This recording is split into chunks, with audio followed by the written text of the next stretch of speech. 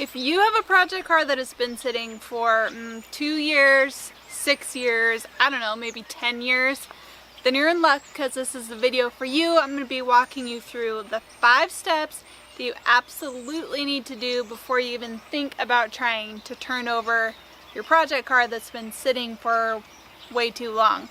So make sure that you stay tuned until the end, because for those of you that are extra meticulous like me, I'm going to give you a bonus tip on what you should do to make sure that you don't destroy your engine when you go to turn it over. Let's get started.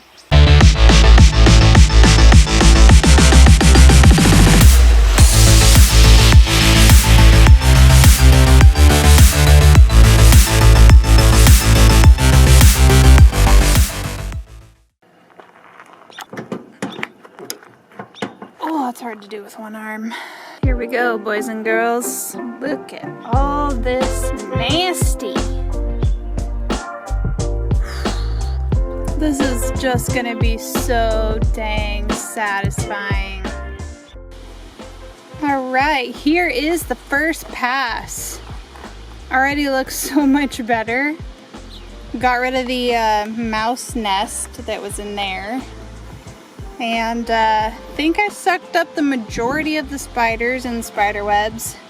And this, I didn't even use a brush on it. That was just simply using the vacuum. So I think that it looks pretty good so far. So next I'm gonna get a bag to cover the alternator, although with how rusty that pulley is, I think it might be seized anyway, but we'll see. I'm gonna cover up the air filter, remove the battery, and also cover the distributor. If you're gonna do this on your car, I recommend doing the same thing. You don't want water getting into those parts. All right, let's start with a rinse of the hood. We should move our electrical devices so that we don't get electrocuted. Safety first, kids. All right, spraying off the hood. Not with that one though. We need like a jet stream. Let's try this one. I think I have a kink. Not impressed right now. Yeah, I think that'll do. So close to my face. How in the heck do you get the gas out of the tank in this thing? There are a few options. The easiest one is the one I'm probably gonna go with, and that is siphoning it out directly from the fuel tank in here. So underneath this seat is the fuel pump access cover. It's gonna be right in the middle, and I should be able to pull out the fuel pump and siphon directly from there. I was also told that you can siphon from the tank, but I've tried multiple types of tubing and nothing is going in. Well, it's going in like over 2 feet, but it's coming up dry. Tried it on this car, tried it on toothless, because I know that car has gas. I think I just spit on the lens. Sorry guys. The other option is at the bottom of the fuel tank. If I remove some of the undercoating, there should be a drain on this 93. But I don't really want to get under the car, so I'm gonna try to take the easiest route and go through the seat. The third thing is basically running the pump to get the fuel out of the system. Again, I don't really want to run more fuel through the system than I have to because it's been sitting for 8 years. We're gonna go the seat route. I'm going to climb my way into this biohazard and get the fuel pump out. And I might be terrified. It could be rusty, it could be disgusting, but let's just do it. I'm gonna show you how to get the seat out. There's little latches right there. You just push those over, pull the seat straight up, and then you pull it up and back.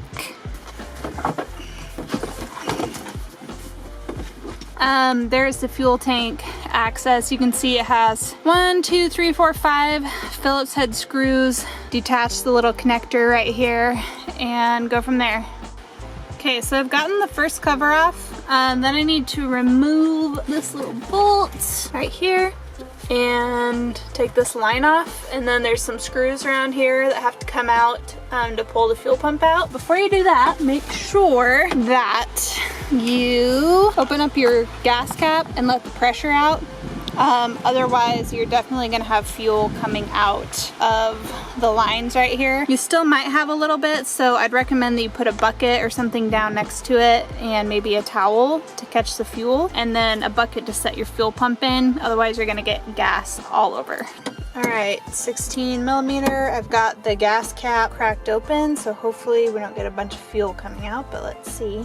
I really don't like torquing super hard on these, but I may have to. This is not budging even a teeny bit. That's what happens when you let a car sit for so long. Who knows, maybe this fuel pump's never even been changed, so this might be the first crack since who knows how long. It's a good sign. Seems to have broken loose pretty easily. And then I'm gonna go get my breaker bar for this, and fingers crossed we don't break anything. All right, so I did end up using a breaker bar to get this off. Just be very, very careful because you don't want to snap or round it off. And then make sure you have your rag in place to catch any excess gasoline. This feels pretty good, really. Let's see if it'll pop off of there. Oh wow, it goes that far. Okay, so gotta go a little further. There we go. Give it a little twisty. I'm like such a chicken when it comes to gas, you guys. I mean, I guess it's better to be safe than sorry.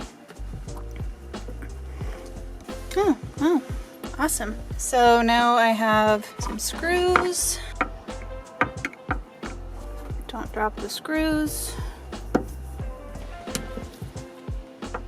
I had a hard time getting this fuel pump to release. It didn't want to come out, so if you have that same problem, one of these thick hook tools works really well for just kind of lifting up the edge. Let's get this fuel pump out and see what it looks like.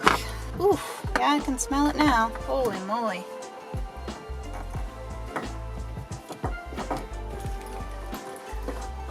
This thing really looks pretty freaking clean. Okay, yeah, not bad. There is a fuel pump I just took out with the gas leaking out. Not super rusted. There's definitely some rust in the tank, but all in all, not terrible. So I'm gonna go ahead and siphon this out. So I'm using just a regular siphon pump. The end closest to the pump goes in the tank. This end goes in your gas can. Just out here siphoning fuel. All right, so after you drain the fuel tank, the next thing you're gonna wanna do is a fresh oil change. So I'm gonna get this old filter off and going to drain out the old oil. Got a fresh filter and some oil to put into it, and we'll go from there. All right, let's see if this will easily come off. I have a sneaking suspicion that it's not going to, because everything on here has been sitting for so long. Oh, wow. Okay, that was easy. Let's see what we got here. Service Champ. Okay, so old filter. Gonna take out our Napa Gold filter. Another quick tip for you guys is, I know a lot of us care a lot about what oil goes into our cars, and we tend to want to buy the very best, but when you are starting up a car that's been sitting for a long time, you don't know how it runs, if it runs, anything like that, I always go with the cheapest stuff I can get, because it's been sitting for long enough that there's going to be a lot of stuff maybe getting flushed out, or what if the car doesn't start. So don't spend $50 on oil and everything just to find out the car's not going to run or whatever. So go with something cheap, and then from there worry about getting the nicer stuff later on. Okay, a little bit of oil on the seal there, and I don't fill these because the filter would just drain it all out when you go to put it on anyway, because of how it's positioned. Just hand tight on the oil filter. Awesome. Okay, next thing I'm gonna do is see if I can access the drain plug on this bad boy without lifting it up in the air, because I hate doing that on dirt. And let's check it out. Okay, our next step after you've drained the old oil and changed the filter is to fill it up with some fresh oil.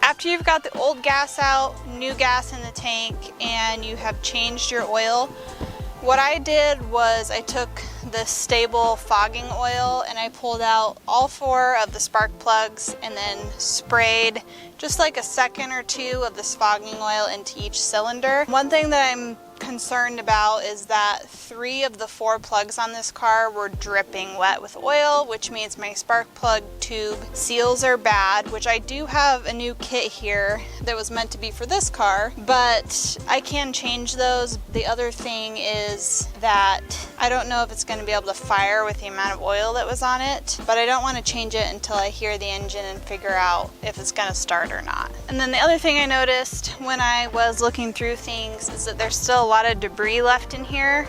So I'm going to use this air gun and kind of blow everything out. And I forgot my safety glasses, so I guess I'm going to close my eyes and cover my face.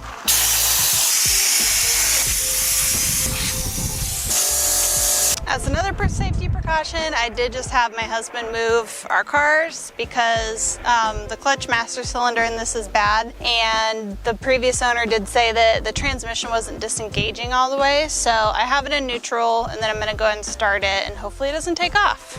I feel a little nervous. Okay, gas gauge going down. We're in neutral. E-brake's on. I'm burning my butt.